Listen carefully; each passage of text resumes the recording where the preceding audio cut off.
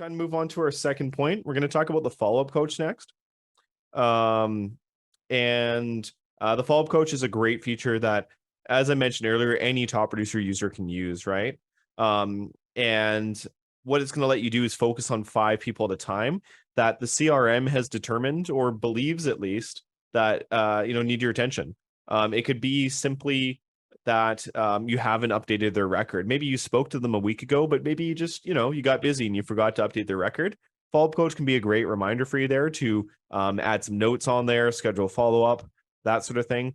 Or it could legitimately be giving you suggestions for providing more thorough service to your clients or following up with a past client you haven't spoken with since the sale or something like that, right? So very, very important thing to remember with the follow-up coach is that if a contact is being displayed in there, they're definitely there for a reason. You might see in this slide here, there's that skip button, which is sometimes tempting to click, but highly recommended that you don't skip them, because if they're there, like I said, that contact, that person, or just their contact record in the system needs something. And so it's a great opportunity to focus on 5 at a time, which is not an intimidating number. Put aside half an hour, maybe even 20 minutes or 15 minutes if that's all you have at the time, and you can get a lot done using the follow-up coach. I like to really think of it as sort of like a quick portal into being productive in your database. And so quick comment from Mark in the chat here. Mark said contact type search is superior in TPX. Absolutely. Yeah, it's good in TPX. It's fast, it narrows it down as you're typing, and yeah, definitely makes things easier. So we're going to go back to the contacts page. I'll zoom in here a little bit, and what I'm going to do is click on the follow-up coach tab along the top of the contacts page. And in the chat as well, Dan has got the link to the blog article for tagging contacts. Some recommendations from our social media manager, Christine. So A, B, C, D letter gradings, some other recommendations. If you guys are having a hard time keeping tabs on your best prospects and you need some help with that, just take a look at that article in the chat there, and it's a great starting point for sure. But on the topic of the follow-up coach, as you can see, there's 5 different contacts across the screen here with different suggestions. And so one that you'll probably commonly see if you're a newer user is something like this, where it says schedule a follow-up to ensure imported contacts don't fall through the cracks, because this means that this contact was just part of a spreadsheet import of hundreds or maybe thousands of contacts that you've imported, and it just doesn't know where they belong. So what I'd want to do here for Rodney, so I wouldn't really want to just click on skip. As I said, I want to click on his record, open it up, and then see what I can do either for Rodney, as a person, as a potential client, or just even for his record, to clean up my database and make things better for myself in the future, right? So maybe in this situation, I look at Rodney here, and within a few seconds, I say, wait a second, I know Rod. He's a good guy. He's one of my past clients in this point. Maybe we just closed with him like a month ago or something like that. He's not just some random future, sphere contact. We'd want to organize his contact record and make it more accurate. So good starting point, guys, is you go down to the edit contact button at the bottom here. Just work your way from top to bottom if you need to. Make sure that their contact information is up to date. You have their current phone number, email address, that sort of thing. And then very important, make sure their contact status and contact types are up to date. So I'm going to set Rod to closed. I'm going to remove sphere of influence, and I'm going to start updating him with way more relevant and accurate contact types like past client. Maybe he was a past buyer. I could even go as specific to say past buyer 2022 if I wanted to. I could say past buyer townhouse. Maybe I want to add him to my newsletter list. I could make add that type on as well, and so on and so forth. And this way, he's a part of multiple different lists of contacts. I can search for him, or I should say, I can include him in different searches if I need to target specific groups of contacts. Like maybe I want to send an email off to all my buyers from 2022 at the end of the year. I could do that just because I have that contact type. And so the cool thing about contact types is that they're so simple, but they're so versatile. And yeah, definitely one of the most underrated features in all of Top Producer is contact types. Yeah, by the way, these contacts are not real. They're fake names. We do have to say that every time because YouTube likes to think we're infringing on some copyright or something like that. So I just wanted to mention that. And also just, just in case any of you guys want to steal Spencer's leads, they're not real. So Yeah, exactly. Yeah.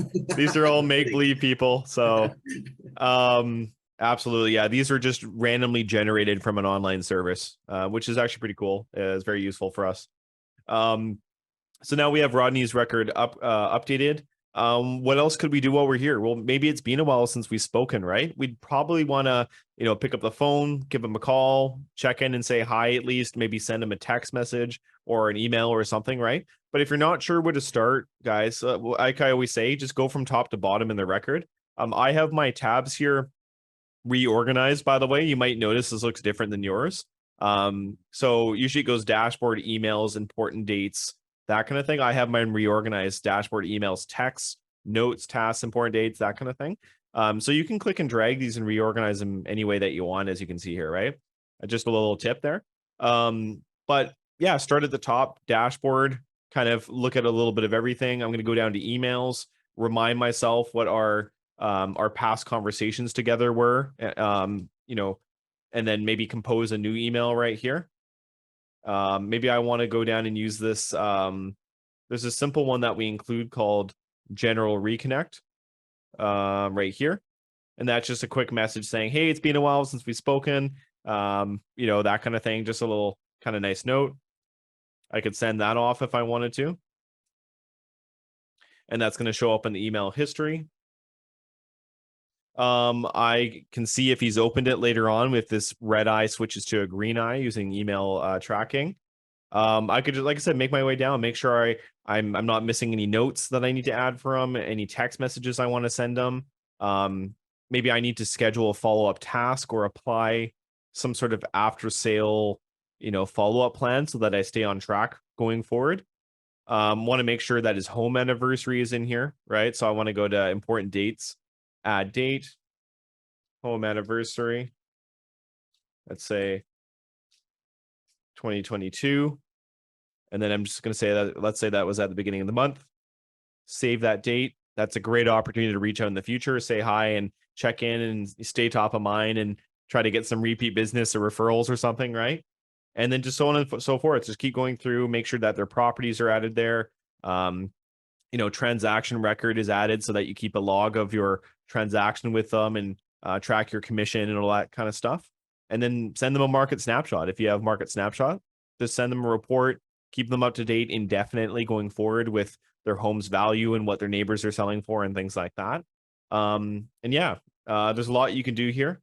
When you're done, close out this record. That's one down and that's 4 to go, right? And so if I wasn't presenting live right now and showing this off, and I was actually using this for real as an agent, you can imagine how quickly you could just blast through these 5 contacts and follow up with them, update their record, apply a task plan, send them a market snapshot, move on to the next person. And that's 5 people at a time if you used it that way. That would be 25 contacts a week if you did it Monday to Friday. That would be about 1,500 contacts a year if you did this consistently.